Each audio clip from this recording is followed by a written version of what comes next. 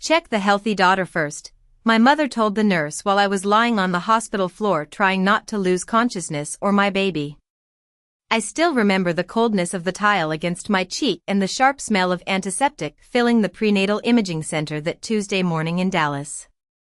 1 minute I was staring at the blurry outline of my baby on the monitor, listening to the technician explain measurements in a calm voice, and the next, everything tilted sideways. My vision blurred. My ears rang. Someone shouted my name, but it sounded far away, like it was coming through water. I was 28 weeks pregnant at the time, and until that moment, I thought the worst thing that could happen that day was hearing I needed more bed rest. I never imagined I would discover, in front of strangers, exactly where I stood in my parents' hearts. Claire? Stay with me, honey. The nurse knelt beside me while another staff member rushed toward the emergency button near the hallway. I could hear footsteps. Machines beeping. My pulse hammering in my ears. Then came my mother's voice. Calm. Controlled. Irritated, almost. Please check Olivia first, she said. Hospitals make her anxious. For a second, I honestly thought I had imagined it. My younger sister Olivia was standing near the door perfectly healthy in her cream-colored sweater, one hand pressed dramatically against her chest like she was the one having the medical emergency. Mom, I whispered, but the word barely came out. The nurse looked confused. Ma'am, your daughter collapsed. My father stepped forward then, his jaw tight with annoyance. Claire's always been emotional, he muttered quietly enough that he probably thought I wouldn't hear it. Olivia gets panic attacks. Even now, months later, I still remember the way the room suddenly felt colder than before. Not because I was sick. Because deep down, I realized this wasn't unusual for them at all. It was normal. It had always been normal. Olivia's feelings first. Claire later. Or never. Someone lifted my shoulders carefully onto a stretcher while my mother wrapped her arm around Olivia like she was protecting a frightened child instead of a 27-year-old woman who hadn't even broken a sweat. My hospital bracelet scraped against my wrist as they wheeled me down the hallway. I turned my head slightly and saw Ethan standing near the elevators, frozen in place. My husband had arrived only seconds earlier after racing across downtown traffic from his office.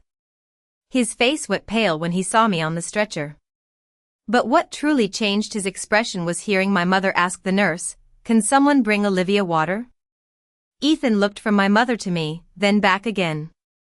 Slowly, something inside his face hardened. I think that was the exact moment my husband understood my family wasn't simply difficult. They were willing to let me disappear as long as Olivia stayed comfortable. And lying there under the fluorescent hospital lights with one hand resting protectively over my stomach, I realized something even worse. If my baby had heard the voices around us that day, the very first thing she would have learned about my family was this: her mother would always come second. The doctors kept me overnight for observation, but by the next morning they said the baby was stable and my collapse had most likely been caused by exhaustion, dehydration, and elevated stress. Stress. I almost laughed when the doctor said it because I had spent most of my life pretending stress did not affect me at all. That was the role I had been given in my family long ago. Olivia was sensitive. Olivia was fragile. Olivia needed extra care. Claire could handle things. Claire would understand. Claire would wait. I lay quietly in the hospital bed while pale morning light slipped through the blinds. Ethan sat beside me in an uncomfortable vinyl chair with a paper cup of cold coffee in his hands. He had barely slept. Every now and then he glanced at me like he wanted to ask something but was still trying to organize the words carefully. Around 8 o'clock my mother finally texted me. Not called. Texted. How are you feeling today? Olivia was very shaken up after yesterday. I stared at the message for a long time before locking my phone without answering. Ethan noticed immediately. Was it your mom? He asked softly. I nodded. She asked about Olivia. He looked down at his coffee cup and exhaled slowly through his nose. Claire, he said carefully, has it always been like this? I wanted to say no. I wanted to defend them the way I always had. But something about hearing the question out loud made old memories start surfacing faster than I could stop them. Olivia crying at my 10th birthday party because she did not like the flavor of cake I picked. My mother taking away my presents early so Olivia would feel better. My father missing my high school awards ceremony because Olivia had a dance recital rehearsal that same evening. The summer before college when I received a partial scholarship to the University of Texas and my parents quietly used the savings account Grandpa left me because Olivia had crashed her car and needed help replacing it. Family comes first, my mother had told me while I folded sweaters into cardboard boxes for the dorm room I could barely afford anymore. I remembered smiling back then too. Always smiling. Always pretending none of it hurt. Ethan reached over and adjusted the blanket around my legs gently. You do not have to protect them anymore, he said. The strange thing was I did not even realize I had been protecting them until that moment. Around noon Olivia arrived carrying a bouquet of pink carnations from the hospital gift shop. She wore oversized sunglasses even though we were indoors. Oh my God, she whispered dramatically as she walked into the room. Yesterday was honestly traumatizing for me. Ethan went completely still beside the window. Olivia sat carefully in the chair near my bed and crossed her legs.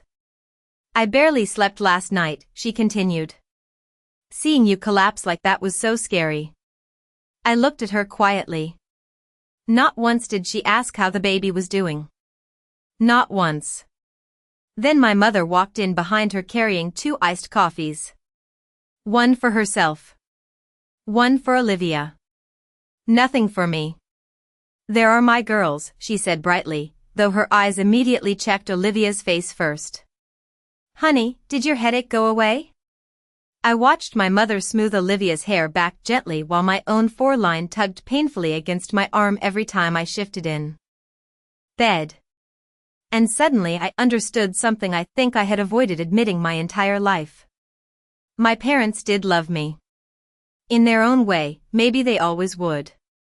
But Olivia was the daughter they worried about. Olivia was the daughter they protected. And I was simply the daughter they expected to survive being unloved. 3 days after I came home from the hospital, my mother invited Ethan and me over for Sunday dinner as if nothing unusual had happened. Olivia has been worried sick, she said on the phone in that tired voice mothers use when they want you to feel guilty before you even arrive. Ethan offered to say no. He could see how tense I became the moment her name appeared on my screen. But years of conditioning are difficult to break. So by 5 o'clock that evening, we were pulling into my parents' quiet suburban neighborhood where every lawn looked perfectly trimmed and every house seemed designed to hide what was happening inside it. My mother opened the door before we even knocked. There you are, she said warmly, though she wrapped Olivia in a quick side hug the second we stepped inside. Olivia was already seated at the dining table wearing soft gray loungewear like she had personally survived a natural disaster. How are you feeling? I asked politely while lowering myself carefully into my chair. Pregnancy had started making my back ache constantly, especially after the hospital incident. Olivia sighed heavily. Honestly? Still shaken. Ethan glanced at me briefly but stayed quiet. Dinner smelled like rosemary chicken and fresh bread, meals my mother usually made when she wanted the evening to appear normal. My father poured wine for everyone except me and launched into a story about a client from work while Olivia interrupted every few minutes to mention how stressed she had been all week. I had another anxiety episode yesterday, she announced dramatically while cutting into her chicken. My mother immediately reached for her hand. Sweetheart, you need to take care of yourself. I sat there listening carefully. No one asked about my doctor appointment from earlier that afternoon. No one asked whether the baby's heartbeat had stabilized. No one even asked if I was sleeping any better. Ethan finally set his fork down quietly. Claire has to go back for additional monitoring next week, he said calmly. The room went strangely silent for a second. Oh, my mother replied absently before turning back toward Olivia. Did you ever call that therapist I recommended? Something shifted inside me then. Not dramatically. Not all at once. Just a small crack widening quietly beneath years of excuses I had made for them. I looked around the dining room where I had spent nearly every Christmas, every birthday, every family celebration of my life. The same polished wooden cabinet stood against the wall displaying Olivia's cheerleading trophies and framed graduation photos. Mine were there too somewhere. Smaller. Tucked near the bottom shelf beside a decorative candle. Ethan noticed where my eyes landed. I think he understood before I even spoke. Halfway through dessert my mother suddenly smiled at Olivia. You know, she said lightly, when Claire collapsed at the clinic, I thought you were going to faint too. Olivia laughed softly. I almost did. Then my mother added the sentence that finally hollowed something out inside me. I was more worried about you than anything else. Not the baby. Not me lying unconscious on the floor. Olivia. My father nodded in agreement while sipping his coffee. You know your sister has always been sensitive. Sensitive. The word echoed in my head so loudly I barely heard the rest of the conversation. Ethan reached under the table and squeezed my hand gently. His fingers were warm and steady while mine had suddenly gone cold. For years I told myself my parents did not mean to hurt me. That Olivia simply needed more attention. More support. More patience. But sitting there watching my mother refill Olivia's tea while completely forgetting I could not drink caffeine during pregnancy, I realized something painful. Neglect does not always look cruel. Sometimes it looks like smiling across the dinner table while one daughter slowly disappears in plain sight. The following Thursday Ethan came home earlier than usual carrying a dusty cardboard box from the garage of our townhouse. I was sitting at the kitchen counter sorting tiny baby clothes my friend Melissa had mailed from Colorado. Soft yellow onesies. Tiny socks no bigger than my palm. The kind of quiet little moments that should have made me feel peaceful. Instead, I had spent most of the afternoon replaying my mother's voice in my head. I was more worried about you than anything else. Ethan set the box carefully on the floor and loosened his tie slowly. I found something strange today, he said. I looked up immediately because his expression had changed over the past week. He was watching my family now instead of simply tolerating them. Seeing things. What kind of strange? I asked quietly. He hesitated before kneeling beside the box. Your dad asked me to help move some old files from their garage into storage this morning. My stomach tightened slightly. And? Ethan pulled out a large yellow envelope with worn edges. This was mixed in with tax paperwork and old insurance folders. He handed it to me carefully like it might break apart in my hands. The paper smelled faintly like dust and old cardboard. Across the front, in faded black marker, were the words, St. Mary's Medical Center, 1997. Olivia was born in 1997. I did not open it, Ethan said quickly. But when I saw Olivia's name on one of the papers sticking out, I thought maybe you should. For a moment I just stared at the envelope resting in my lap while the kitchen clock ticked softly behind us. I felt strangely guilty even touching it. Like uncovering family secrets was somehow worse than living inside them. Finally I slid the documents out carefully. Hospital billing statements. Insurance forms. A copy of a birth certificate request. Then my fingers stopped on one page halfway down the stack. Temporary guardianship paperwork. I frowned slowly while reading the names listed on the form. Patricia Bennett. Ronald Bennett.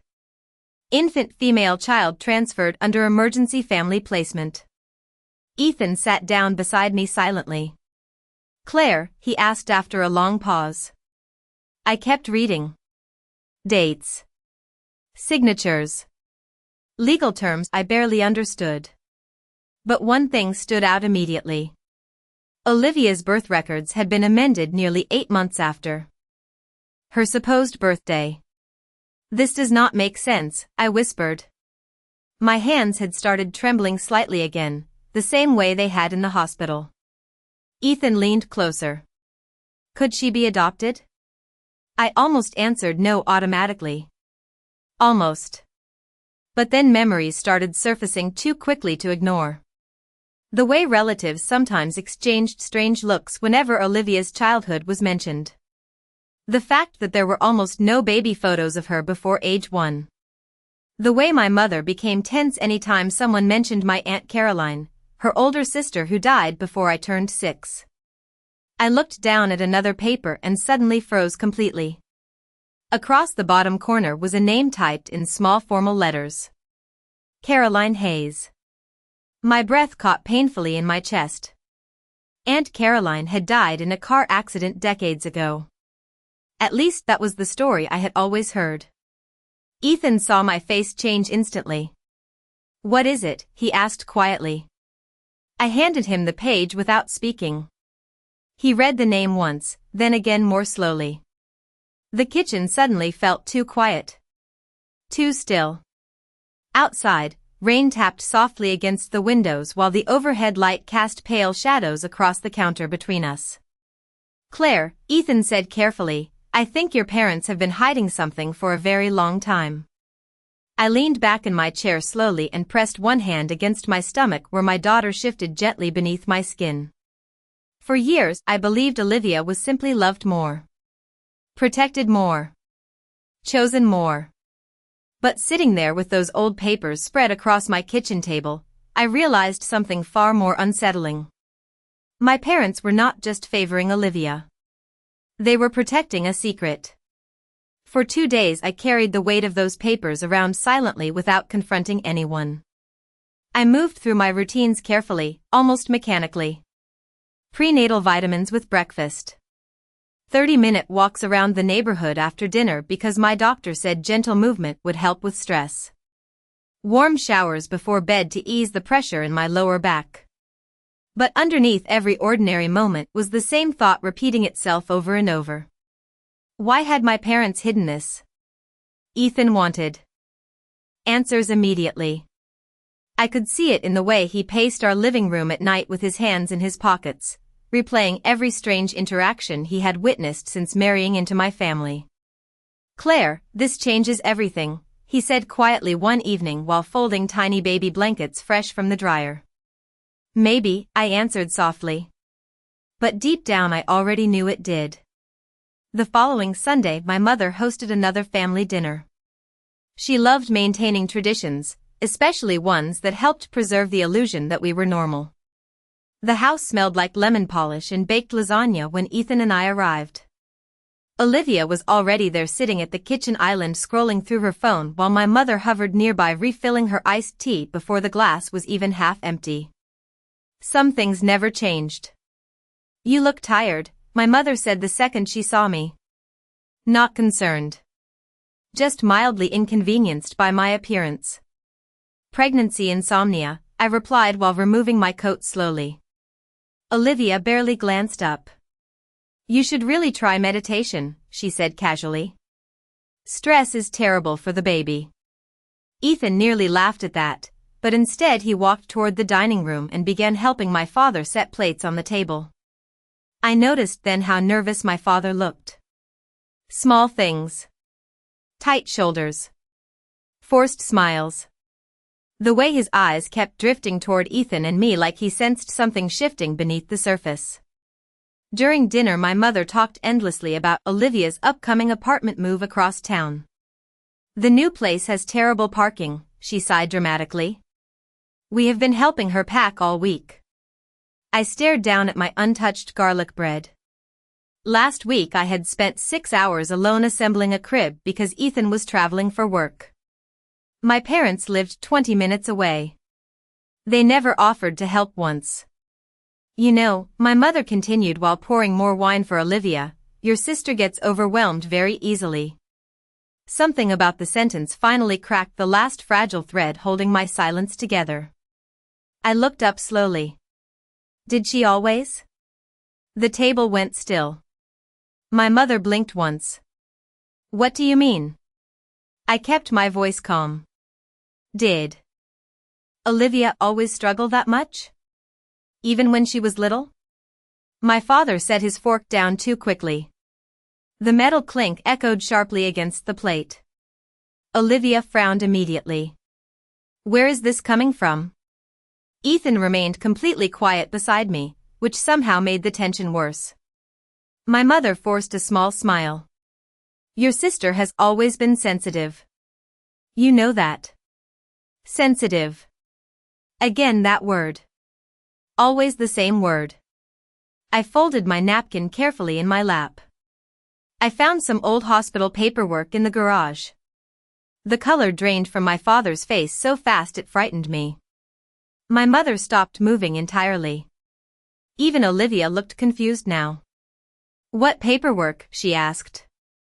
No one answered her. For several long seconds the only sound in the room was the low hum of the refrigerator from the kitchen. Then my mother spoke very softly. You should not have gone through private family documents. Not denial. Not confusion. Fear. Ethan finally looked at my father directly. Why does Olivia have amended birth records? My mother inhaled sharply while my father closed his eyes for one brief exhausted moment like a man who had spent decades holding a collapsing wall upright with his bare hands. Olivia stared around the table in growing confusion. Mom, she whispered. And in that instant I realized something unexpected. Olivia did not know either. Olivia looked from my mother to my father with growing panic spreading across her face. For once, she was not the center of attention because she wanted to be. She was standing in the middle of something much larger than herself, and everyone at that table knew it except her. Somebody needs to tell me what is going on, she said quietly. My mother immediately reached for her hand. Reflex. Automatic. Sweetheart, it is complicated. Olivia pulled her hand back. Do not do that, she snapped suddenly. Do not use that voice with me. The room fell silent again. I had never seen Olivia speak to our mother that way before. My father rubbed one hand over his forehead slowly like he had aged 10 years in the last 10 minutes alone. Ethan stayed beside me, calm and watchful, while I sat perfectly still trying to steady the strange mix of emotions rising inside me. Anger. Confusion. And unexpectedly, sadness for Olivia too.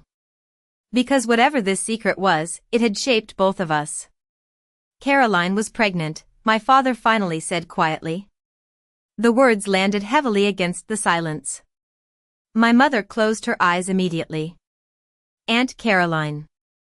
The sister nobody spoke about for very long. The smiling woman in old photo albums whose pictures gradually disappeared from shelves over the years. After her husband left, my father continued slowly, she struggled badly for a while. My mother's fingers tightened around her napkin. She died when Olivia was 6 months old, she whispered. Olivia stared at them in complete shock. What? My mother's voice cracked for the first time all evening. Your Aunt Caroline was your biological mother. Olivia blinked rapidly like her mind could not process the sentence fast enough. No, she whispered immediately. No, that is not possible. But nobody corrected her. Nobody rushed to comfort her this time. My father looked down at the table while my mother quietly began to cry. Real tears. Silent ones. Caroline asked us to take you before she passed, my mother said. You were all we had left of her. Olivia stood up so abruptly her chair scraped harshly across the hardwood floor. So my entire life has been a lie, she demanded. No, my mother said desperately.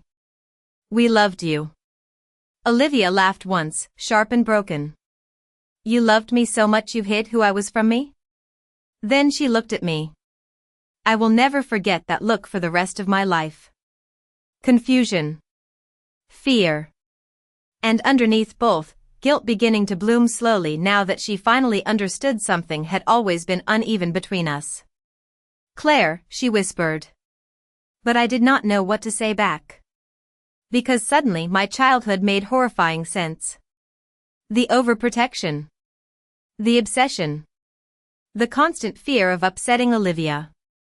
She was not simply the favorite daughter. She was the daughter my mother believed she owed something to. A second chance. A promise to a dead sister. And somewhere along the way, I had quietly become collateral damage. My mother wiped her eyes carefully. "You were always so strong, Claire," she said softly toward me, as if that explained everything. I actually smiled then. Not because it was funny. Because it was the first honest thing she had ever admitted. Strong. That was the word they used whenever they needed me to survive disappointment quietly. Strong enough to give up attention. Strong enough to lose things. Strong enough not to break. Ethan reached for my hand under the table while Olivia slowly sat back down looking completely lost. "You should have told me," she whispered toward my parents. My father nodded once with exhausted regret.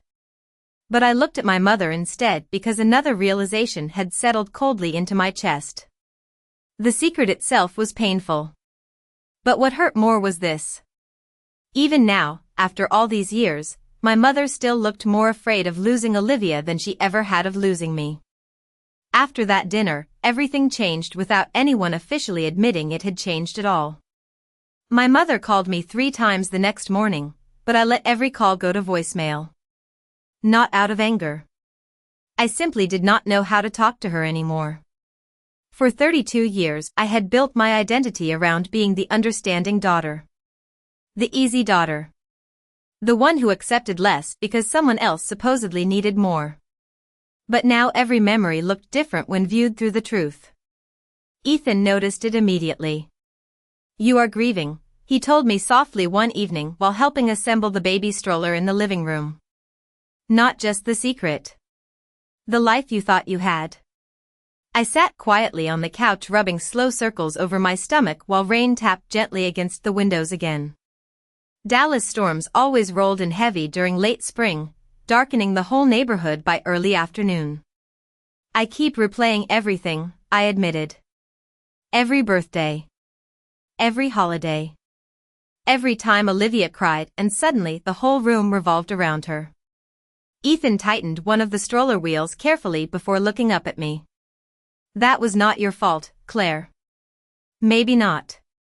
But it still felt like I had spent my entire life auditioning for love that was never equally available to me." 2 days later Olivia showed up unexpectedly at our townhouse. Carrying a white bakery box from the little coffee shop near my office. She looked exhausted. Her eyes were swollen from crying and she wore no makeup for the first time I could remember. "I did not know where else to go," she said quietly when I opened the door. Ethan glanced at me from the kitchen, silently asking if I wanted him to stay. I shook my head slightly. Olivia sat carefully at the dining table while I poured her a glass of water. For several minutes neither of us spoke. Then she finally whispered, "Did you hate me growing up?" The question caught me completely off guard. I looked at her sitting there twisting a napkin nervously between her fingers, and suddenly she did not seem like the golden child anymore. She looked like someone whose entire identity had cracked open overnight. "No," I answered honestly. "I envied you sometimes. But I never hated you." Olivia stared down at the table. "I thought Mom worried about me because I was anxious." She laughed weakly through tears. I never realized she was terrified of losing me. I sat across from her quietly. "That does not excuse how they treated me." "I know," she whispered immediately. And for the first time in my entire life, I believed she actually understood it. She wiped her eyes carefully before speaking again. "Claire, there is something else." My stomach tightened instantly. Olivia reached into her purse slowly and pulled out a thin stack of papers folded in half. I found these in Mom's office after dinner. I unfolded them carefully while my heartbeat quickened. Financial records. Credit card statements. Bank transfers. Dozens of payments stretching back years. Therapy bills. Car leases. Apartment deposits. Tuition balances. Almost everything tied to Olivia. Amounts so large I had to reread some of them twice. Dad emptied part of his retirement account last year, Olivia said quietly. For me. I kept scanning the pages silently. Then I saw something that made my chest go cold. The date on one transfer matched the exact month my parents told me they could not help contribute toward my fertility treatments because money was tight. I remembered crying quietly in the parking garage after that conversation while Ethan held me and promised we would figure it out ourselves. We did figure it out. We worked overtime. We delayed vacations. We drained savings.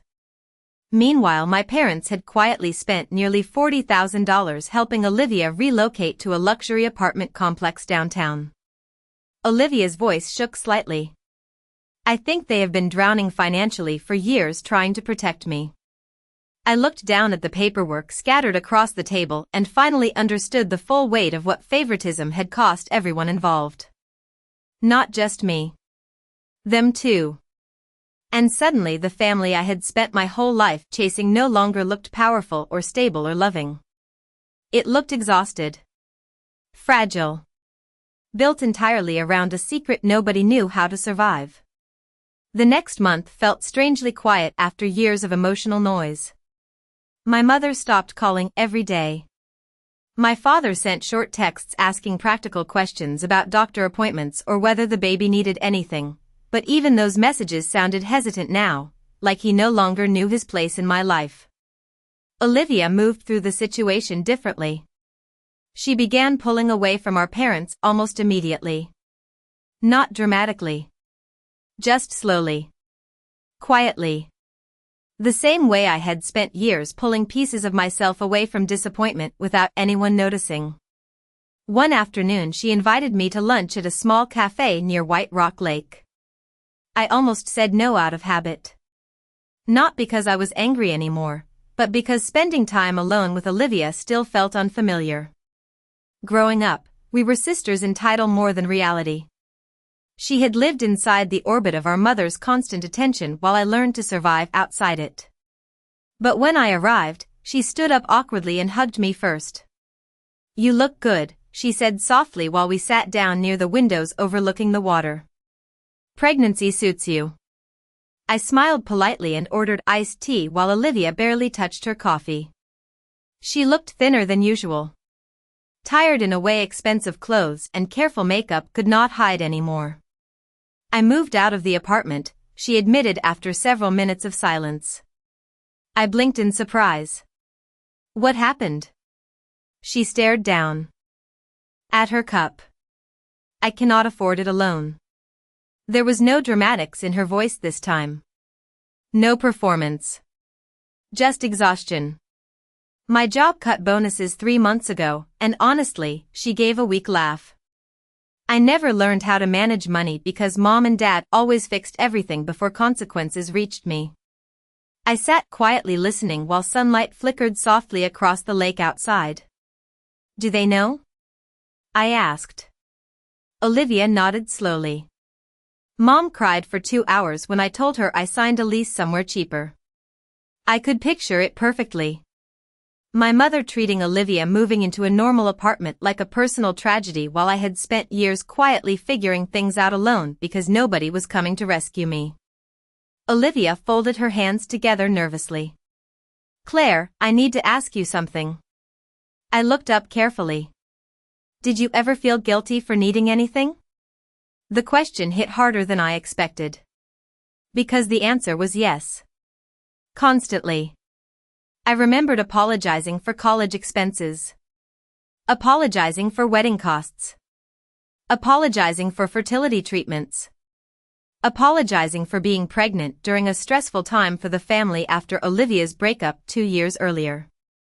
I had spent most of my life shrinking my own needs so nobody would resent me for having them at all. Every day, I answered honestly. Olivia's eyes filled slowly with tears. I think Mom taught us both something unhealthy, she whispered. Just in different ways. For the first time in my life, I saw my sister clearly.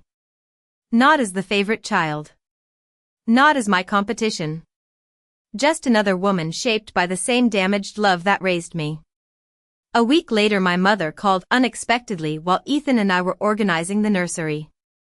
Your father and I are having some financial difficulties, she admitted carefully after several minutes of strained small talk. There it was. The truth finally surfacing fully above water. Medical bills. Retirement loans. Credit card debt. Years of overspending to protect Olivia from discomfort had hollowed out everything beneath them. I leaned quietly against the nursery doorway while tiny pastel clothes hung untouched in the closet behind me. I am sorry, I said softly. And I meant it. But for the first time in my life, I did not immediately offer to fix things. My mother seemed startled by the silence that followed. She was waiting for old Claire. The daughter who sacrificed first and processed pain later. But that version of me had quietly disappeared somewhere between the hospital floor and the truth hidden in that yellow envelope. And standing there with one hand resting protectively over my daughter, I realized something important. Breaking generational damage does not always happen loudly. Sometimes it begins the first time a woman decides she is no longer responsible for saving everyone who failed to protect her. My daughter arrived on a quiet Sunday morning just as the first light touched the windows of our hospital room. Ethan cried before I did. I watched him hold her carefully against his chest while the pale pink hospital blanket slipped slightly around her tiny shoulders, and for the first time in months, the noise inside my mind finally went quiet. She had dark hair like mine. Long fingers like Ethan's. And when the nurse placed her in my arms, something inside me settled into place so naturally it almost frightened me. Love should not feel conditional. It should not feel earned through sacrifice or silence or suffering. It should simply exist. The first week at home passed in soft exhaustion. Midnight feedings. Warm bottles. Tiny socks disappearing into laundry baskets somehow. Ethan moved through the house with a gentleness that made me fall in love with him all over again. He checked on me constantly without making me feel weak. He held the baby so I could shower. He learned how to swaddle better than I did. Sometimes I would wake in the middle of the night and find him standing beside the crib just watching our daughter breathe. My parents visited once.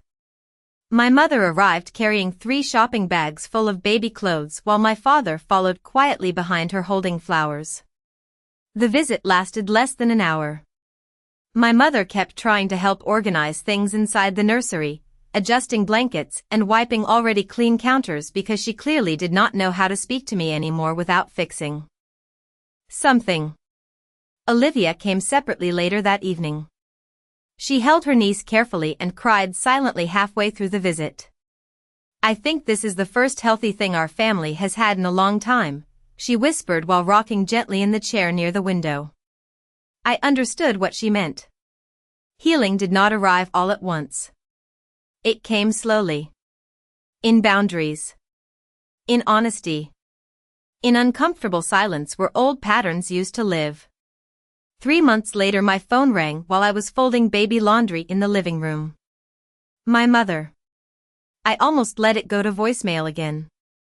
Almost. Hello? I answered quietly. Her voice sounded smaller somehow. Older. Claire, she said softly. I need to ask you something. I sat down slowly on the couch while my daughter slept peacefully in her swing nearby. My mother explained that my father's retirement investments had collapsed under years of debt. Medical expenses. Loans. Credit cards. Olivia's old apartment lease penalties. Therapy bills. They were planning to sell the house. The same house where I spent my childhood trying so desperately to feel chosen. We were wondering if maybe you and Ethan could help temporarily, my mother said carefully. Just until we get things under control. I looked around my quiet living room. Sunlight stretched across the carpet. My daughter made a tiny sleepy sound from her swing.